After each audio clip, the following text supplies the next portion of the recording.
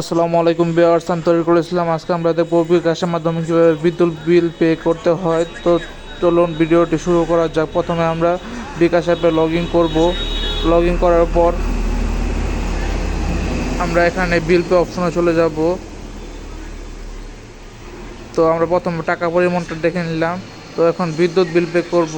বিদ্যুৎ বিল কোন অপারেটর ওটা সিলেক্ট করার পর মিটার নাম্বার দিব। আমরা মিটার নাম্বার দেওয়ার পর কন্ট্যাক্ট নাম্বার দিব, নিজের নাম্বারটাই দিব আমরা এখানে।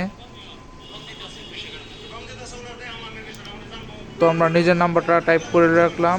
তারপর পরবর্তীতে টাকার অপশন দিব, কত টাকা বিল পে করবো তত টাকায় তুলব।